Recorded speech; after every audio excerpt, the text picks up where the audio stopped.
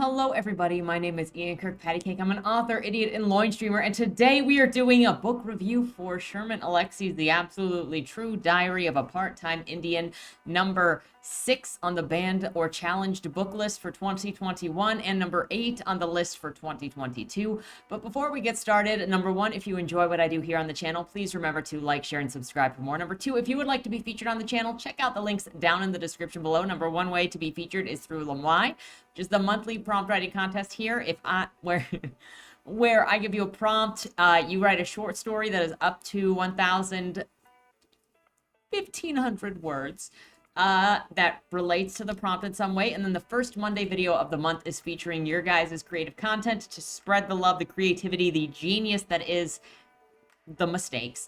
The second way to be featured is if you are an indie author with a book out or a book that is coming out. If you submit your first chapter and your cover, then they will be read here on the channel at a random interval, because I pick randomly, and hopefully that'll help more readers find your work, because freaking being discovered is the hardest thing there is.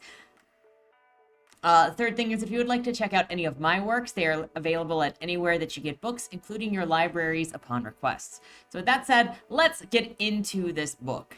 If you're new to the channel, welcome. If you're not, then you already know what I'm about to say, is I have taken it on to myself with all of the discussion about banned books, which I've also covered some news on banned books. I'll probably cover more in the future because I found some more articles to probably discuss. I decided that I wanted to look at all of the books that are being thrust at the top of the banned or challenged book list created by the ALA, American Library Association, and see what the actual contents of the books are, because in all of the discussions and all of the articles that are claiming book bans, that are claiming unfair targeting, they're not actually discussing what the contents of the books are. And in fact, the ALA has even gone so far as to say claimed sexual content or claimed sexually explicit when there's legitimately sexual content in there. It's weasel words is what it is. So I was like, let's go in here and see what is actually going on and maybe try to discuss some of the works of what we see.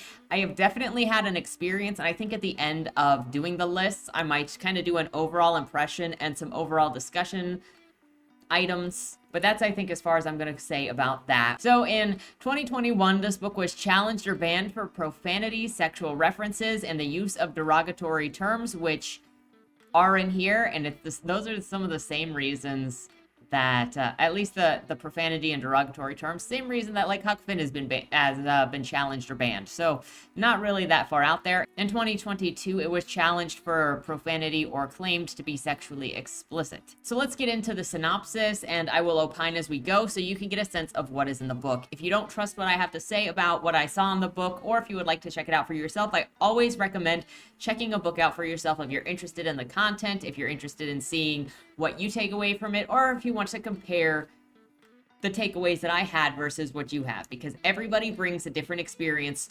away from a book.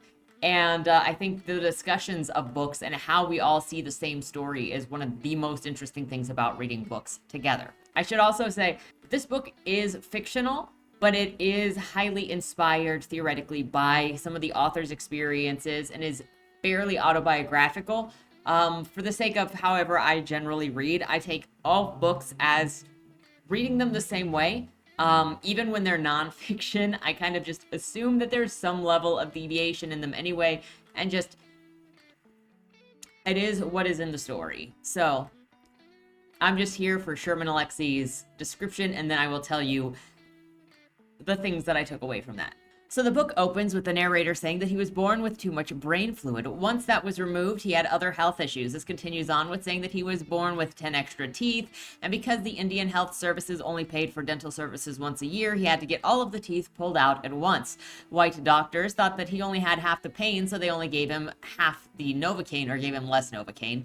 And then his eyeglasses were lopsided because the health services only paid for ugly stuff. He also has a big head, a skinny body, and constant seizures from from the brain surgery he had when he was a baby. This guy just had life set up against him from the very beginning. Also, the other kids on the reservation mock him and bully him relentlessly for being kind of a weirdo. He got bullied bad enough that he spent most of his time indoors reading and writing and drawing.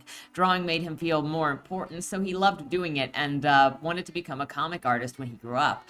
The next thing that he talks about is how hunger isn't the worst thing that you get in poverty, because eventually you know that you're gonna eat, and he always got ready for the KFC that he knew he was eventually gonna get when he was hungry after his parents got paid, and it always tasted better because he was so hungry. So hunger was not the worst thing at all. Actually, to him, the worst thing about poverty was not having enough money to deal with medical bills. He tells this story about his sick dog that he couldn't help, his family couldn't help, and that he had to put it down in the end.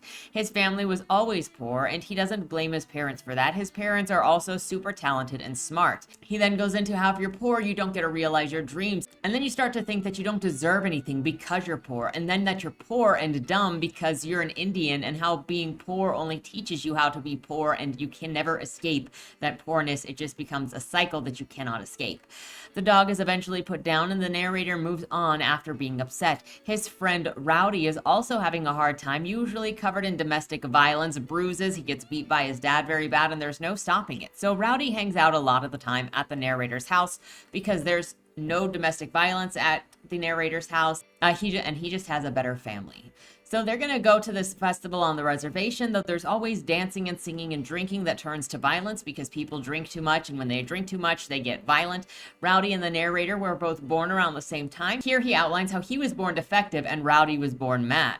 So they're going to go to the powwow where Rowdy trips and the narrator laughs. Rowdy has anger issues but doesn't want to lose his only friend. So after Rowdy falls, he gets mad, he throws things around, and the narrator, who doesn't want to get beat up, makes a run for it, and he ends up running into a couple of 30-year-old brothers who harass him. Rowdy catches up to the narrator and asks the narrator who kicked him in the balls, because after the narrator had run into these 30-year-old guys, they beat up on him, they kicked him in the balls, they took him down. So the narrator mentions the Audress brothers, who are these twin brothers, and Rowdy sneaks into their house and cuts off their eyebrows and then starts rumors about who did it. Rowdy also likes comic books, and the two of them hang out together reading. They tell each other their dreams, and they make life better, and they care about each other more than their families. This is a brotherhood that matters. We eventually learn that the main character's name is Junior, but I don't think we actually learn that until he goes to the school off the reservation. So from now on, I'm just going to call him Junior, and then when that comes up, that comes up. So Junior's out here starting high school and bragging about how good he is at masturbation, and how if there was a masturbation contest, he would be at the top of it. This brief aside comes up because the narrator is talking about buildings and geometry and school.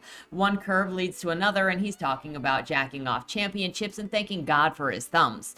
Then he talks about liking to sleep in the closet because it feels secure, but his sister tells him he does that because he wants to go back into his mother's womb. He's like, no, I don't. And that ruined the experience of hiding in the closet for him, so he doesn't do that anymore. Also, getting into high school, Junior says that he wants to play sports and worries that Rowdy will start hanging out with the older guys and leave him behind, and maybe even hate him as much as the others do because he's a loser. He mentions his teacher, Mr. P, and that other people think he's weird, but Junior thinks that Mr. P is pretty cool. Junior eventually opens up his geometry book at school and sees his mother's made a name in that book, and gets sad that he's using a book that's more than 30 years older than him, and says that this shows how there's no hope for the future because he's using such an old book that shows the area is so underfunded. He gets upset and throws the book at Mr. P, resulting in a suspension. While suspended, Mr. P comes for a visit. He asks Junior why he threw the book, and Junior says it's because he's dumb. Mr. P tells him that he's not dumb, and he says that throwing the book is the worst thing Junior could have done because it broke the old man's nose. Unforgivable. Mr. P says that he will forgive Junior, however, and then explains how when he was first brought here, he was told to beat children to teach them. Beat the Indian out of them is what he said. And then Mr. P apologizes to Junior for how he treated Indian kids back in the past and how he wants to do better now, because he's not going to try to get rid of the Indian inside of each of the kids. He's going to try to work with the kids for how they are and where they come from. He's changed his ways. Let's just say that. This is also where Junior learns that his sister wanted to be a writer. He bothers his teacher to tell him what she wanted to write, and obviously she wanted to write romance novels. However, she's since given up on that dream. The teacher encourages Junior, saying that he's smart and he needs to get off the reservation if he wants to be successful. Mr. P is like, you've been fighting since you were born. You gotta leave the res or you're going to be killed by us white people. If you don't leave the res, you'll lose hope and you will die here like other people. Junior's parents get home and he asks them who has the most hope. They say that white people have the most hope. He wants to go to the school on the west side just outside the reservation because it's got poor Indians and even poorer white people. That's what he says. We'll find out that they're not poor because he never mentions poor white people there and actually says that they have money. So I don't know where this statement came from. He knows the other Indians are going to hate him for this because no one wants to see anyone get out of the barrel. Junior invites Rowdy to go with him to the new school, but Rowdy says no and he leaves angrily. Junior and his basketball team lose all of their basketball games really badly.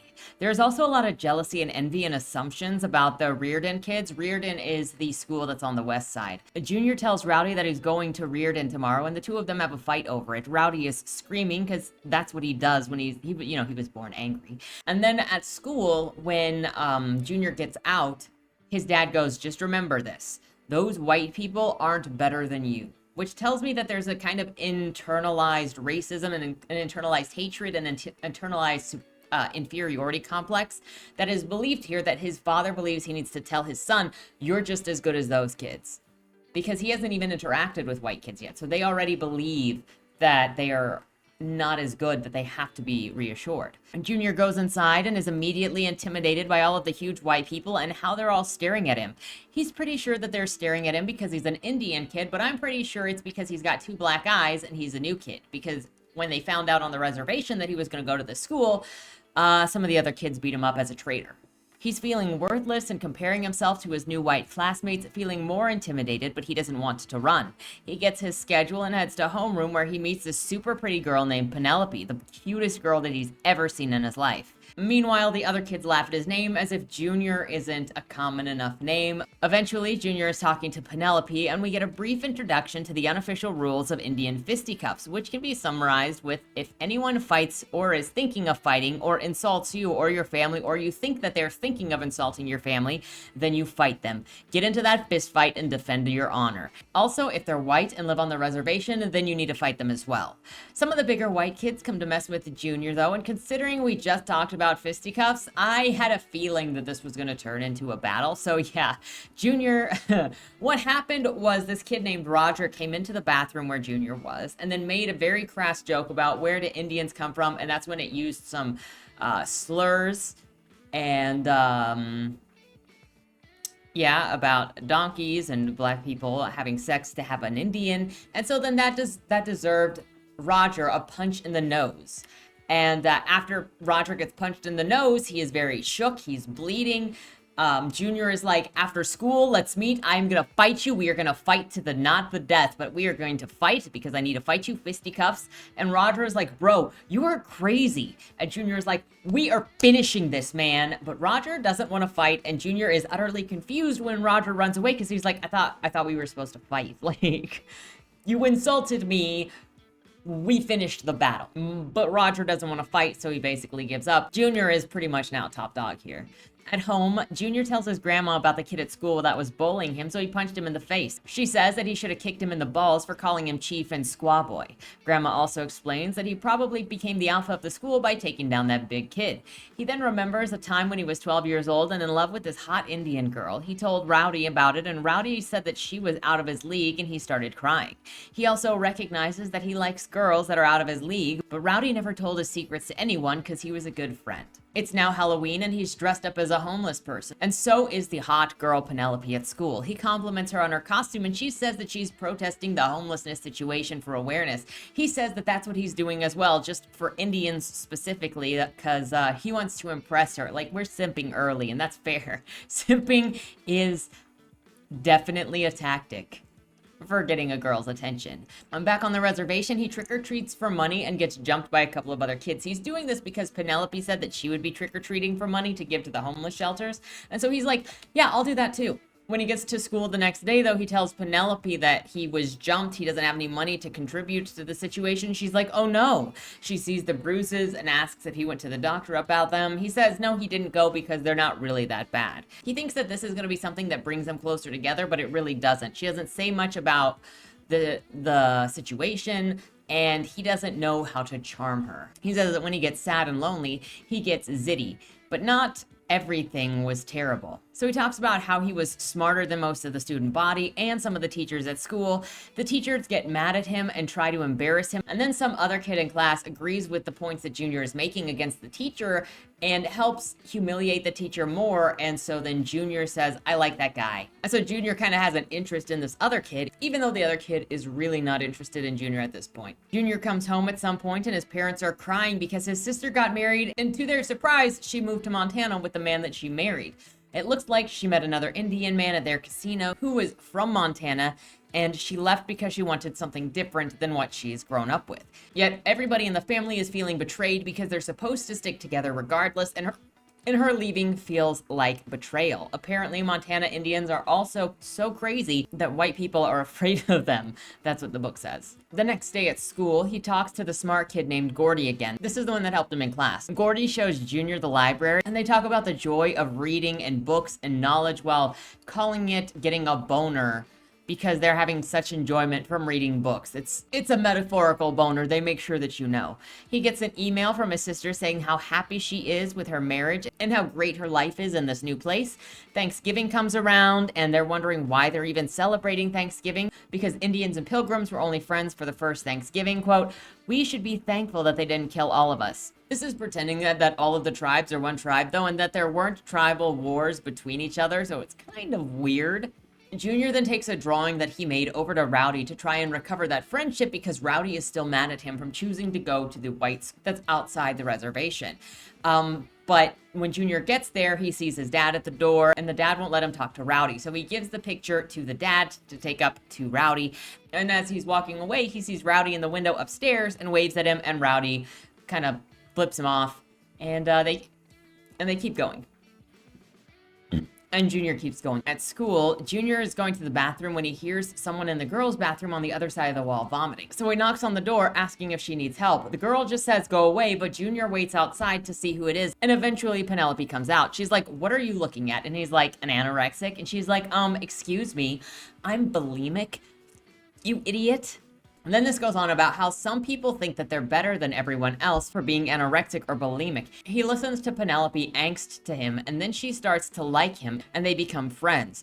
But then they're eventually low-key dating, and Junior thinks and accepts that it's because he's low-key exotic, and he thinks that's the only reason that she's dating him. He asks Penelope what she wants to do with her life. She says architecture, because she wants to make something beautiful and to be remembered by.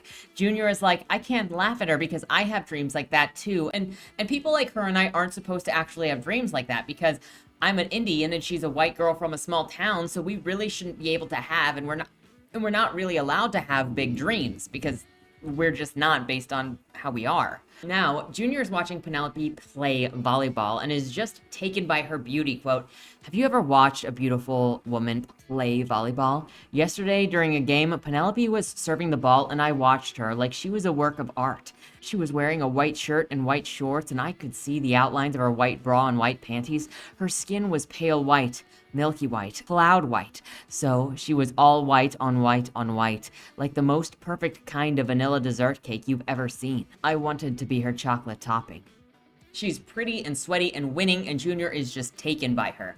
He sends Rowdy an email asking how to court a white girl, and Rowdy tells him that he doesn't care. Him and Gordy then Google how to court a white girl, and they actually come across this article that shows that a white girl went missing in Mexico last year, and a bunch of people noticed, but then they opine on how a bunch of Mexican girls go missing, and nobody cares about them, and how that's racist and privileged. And Junior now then talks about how poor he is because he wants to impress everyone he goes to school with. His family owns a casino, but it's mismanaged and too far away from major highways, so it's kind of poor, but he pretends to be middle class. I can't help but be like, if you own the business yourself, then proper management is kind of your deal. Like, if there's bad management at a business you own, it's kind of on you, isn't it?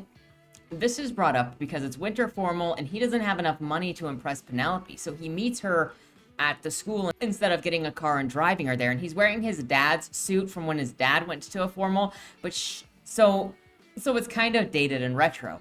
But Penelope announces how good Junior looks to everyone, and they are all frothing at how cool his retro suit is and how jealous they all are that they didn't wear a retro suit. Everyone at the party had such a good time that they forgot to take pictures. Junior and Penelope were dancing, they were talking to people, they were just eating, they were having a fantastic time. There were no pictures, and Junior is okay with that because he's like, I would not have had the money to get those pictures. Everyone then wants to go out for pancakes at basically a village inn. And Junior is freaking out because he only has $5 to his name. He's pretty sure that Penelope is going to dump him the second that she finds out that he's poor. And then she'll go and be with Roger, who is another sports guy who is like the perfect white guy that he is just like, you are obviously supposed to be with him because look at you guys, you're not supposed to be with me because look at me. However, while they're out, Junior dismisses himself to the bathroom really quick and Roger comes in. Roger starts to talk all cool like and chill and asks if he's gonna try out for basketball. Junior says that he forgot his wallet at home and Junior says, I don't know how I'm gonna pay for it, so Roger offers to pay for the food. Obviously, Junior accepts while he's being dropped off by Roger because Roger promised to drop off Penelope and Junior after going to the village inn. But they're going to be dropped off back at the school, I think it was. Penelope asks if Junior is poor. He says, yeah, I am poor. And Penelope says that Roger had guessed that Junior was poor. And Junior's over here expecting to be hated by Penelope and be ditched by everybody now that the truth is out. But Penelope kisses him on the cheek and is friendly with him, and she's concerned about him. She asks him how he normally gets home, and he says, oh, he walks the way. And she's like, that is so dangerous. You don't, and it's cold. You don't need to go through that. Look, Roger is my friend. He will drive you home. In fact, Roger offers to drive Junior to and wherever he needs to go, even in the future. Roger actually becomes friends with Junior, and Junior calls Roger both kind and a little racist for no apparent reason, aside from the joke that he made at the beginning, which felt more like hazing. You're gonna haze the new kid, you're gonna haze the weirdo. Then he got punched in the nose and he backed off and he never did anything again, so felt like hazing to me. And after that moment, Roger never did or said anything else to Junior that could be taken that way. Later, Junior is talking to Gordy about how people on the reservation call him an apple because he's a traitor and for acting white on the inside while being red on the outside. He gets an email from his sister saying that she's having a hard time getting a job where she lives, and that so she's writing her life story instead, and she just moved into this new house with her husband. After that, Junior's dad tells Junior how he and the mother met, and that last night he got to sip from the proverbial fountain last night, if you know what I mean. After that, it is varsity tryouts. Junior gets into varsity, no problem. People from the reservation aren't happy about it and think that he's even more of a traitor because he's on a sports team for this other school that is off the reservation. The first match is between his new school and his old school. All of the Indian kids that he used to go to school with publicly condemn him for his treachery. The game basically turns into a riot. The coach apologizes for accepting the game in the first place, and there's a story of how Junior's father failed to prioritize Christmas. At this point in the story, the narrator, Junior, says, you must think that I love white people and hate Indians. But that's not true. I love my big sister. Then he talks about how there were white kids at school who never see their parents, or at least everyone on the res knows each other because it's more of a community and it seems to value knowing your neighbors and knowing your ancestry and involved with each other, even if it fails in other ways. He talks about how it used to be said that seizures were from God, which leads into gay people being considered mystical too, both male and female in other cultures. He says that gay people could do anything, like Swiss army knives of people, but then he says the Christians came in and made the Indians hate the gays by just being there and influencing them. Junior's grandmother is run over and dies in surgery, but her last words are, forgive him, meaning the driver, and Junior is mad. Quote, she wanted us to forgive Gerald, the dumbass Spokane Indian alcoholic who ran over and killed her. Long story short, that dude got arrested and then moved to California. And Junior's at his grandma's wake, and everyone's mostly ignoring him, but letting him grieve in peace. After the wake, people didn't bully him like they used to. Then there's this white guy named Ted who shows up on the reservation because he knew Junior's grandmother, and Junior goes on about how there are white people who just show up all the time to talk about how they like Indians, and it's annoying. And I'm just kind of left wondering, is this any better or worse than going to a white school because you hate and or envy white people, or you want to be more like them? There's always this weird juxtaposition of envy and jealousy and hatred and desire all at the same time. Only goes one way in some of these stories. Can we all just agree that people have a really weird perspective on humans and cultures that are unlike them? It's not specifically a white person thing. So the guy comes in and says that he was a collector and had this dance outfit that he found out belonged to Junior's grandma. He asks if there's anybody that can confirm that the dress belonged to Grandma Spirit. And so then Junior's mom comes forward and looks at the beadwork on the dress, and it says that it's foreign and does not belong to their tribe. Embarrassed, Ted gets in his car and drives away. Now there's a short story about Valentine's Day. Junior's dad's best friend was shot in the face in a parking lot in 7-Eleven by his good friend Bobby, who was too drunk to tell what was going on. Because of all of this loss, Junior got super depressed and considered suicide or just stopped doing anything, and laments on how everything has been taken from him and his people. I'm like, why are you blaming other people for your dad's friend getting so toasted that he shot somebody else in the face? Like, that's taking stuff away from themselves. His teacher gives him a hard time about being absent, not knowing that he's grieving, and his classmates stand up for him, saying, hey, lay off. He's having a hard time in his personal life. He talks about how on the reservation, he's considered a loser by his peers, but at Reardon, the coaches and classmates and everyone have expectations for him that he'll do good, and that actually makes him perform well because he wants to do good when they expect him to do well. Quote, back on the res, I was a decent player, I guess. A rebounder and a guy who could run up and down the floor without tripping. But something magical happened to me when I went to Reardon. Overnight, I became a good player. I suppose it had something to do with confidence. I mean, I'd always been the lowest Indian on the reservation totem pole. I wasn't expecting to be good, so I wasn't. But in Reardon, my coach and the other players wanted me to be good. They needed me to be good. They expected me to be good. So I became good. I wanted to live up to expectations. I guess that's what it comes down to. The power of expectation. And if they expected more of me, I expected more of myself. And I just grew and grew until I was scoring 12 points a game.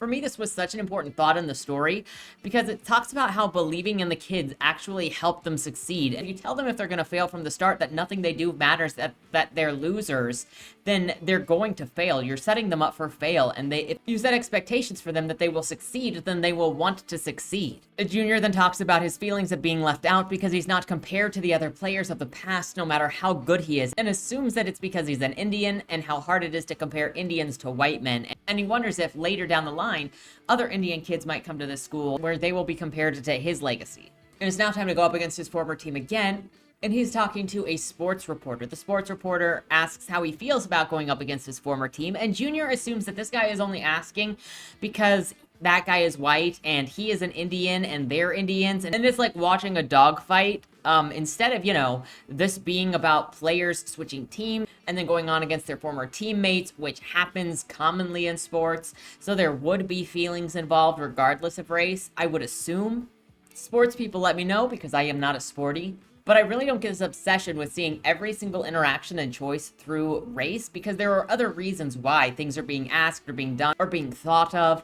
Aside from the fact that this might be a trained perspective that just hurts the person seeing this way to assume the worst of everyone of a different skin color or nationality or ethnicity. Junior is kind of an ass to the interviewer up until he admits that he's mad at Rowdy and wants to beat Rowdy. In the locker room, the coach chooses him to be a starter and to block Rowdy. He's encouraged heavily by his coach and says that it's the most amazing thing that you can hear in the world when someone believes in you. Again, hitting home this idea that if you believe in somebody, it makes a difference in their life. It makes them believe and it helps them win. Because in this case, they absolutely won that game. And Junior is super excited, celebrating with his teammates until he notices the other team over there are sad and in line and basically mourning. And he realizes that a lot of them are going to go home and be beat by their parents because that's kind of just the culture on the reservation, and that none of them have anything really good going on in their lives except for maybe these ball games, and he kind of wishes that they had lost instead so that his friends like Rowdy or some of those other kids from the reservation wouldn't get beat by their parents. So now he's blaming himself for winning the game because other kids he knows are going to be beat by their parents for having lost the game.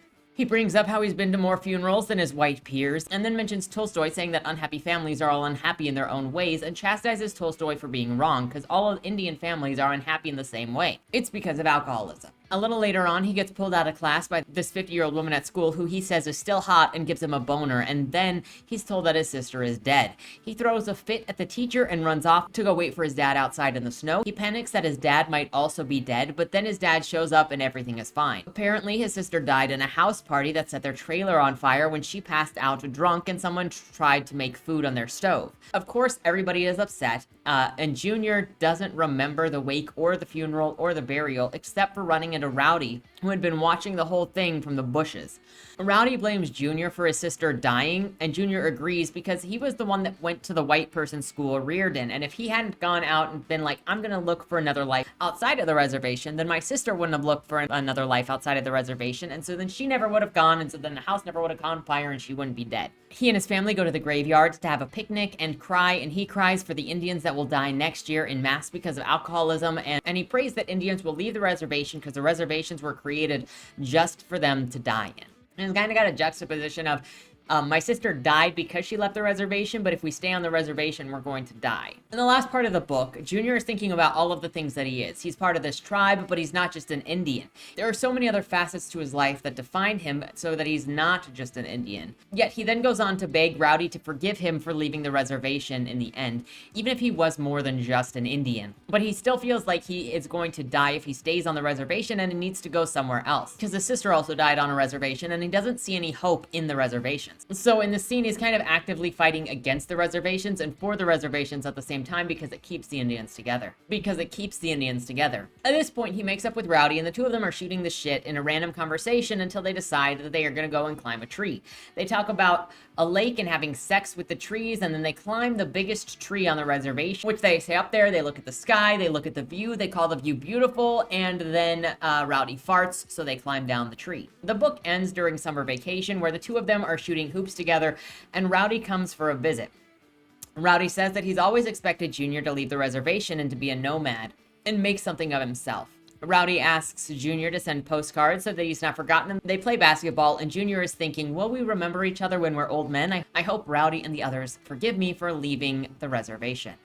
And that is the whole of this story. So the structure of the story is more like a diary of a wimpy kid. It's more like journal entries based on subject matter with like headings like Valentine's Day, Thanksgiving, those sorts of things. And so it kind of just time skips. It's a not necessarily linear. It all mostly just goes straight forward, but it's not specifically a linear or a story building thing. It's kind of like, here are just snapshots of this kid's life. What I took away more from this is that there is a heavy inferiority complex because it is constantly people from inside the reservation telling Junior that he is lesser, and he is the only one telling himself that he is lesser. None of his interactions with anybody from Reardon are actually about him being lesser, but he assumes the worst of everybody at the school. Like, this picture is what he describes the difference between himself and his classmates to be from the beginning, but he is the only one who is this critical of himself throughout the entirety of the book. Nobody at the school beats him up for being an Indian or thinks worse of him for being an Indian, but kids on the reservation beat him up for being a traitor, for not doing what they think that he should do.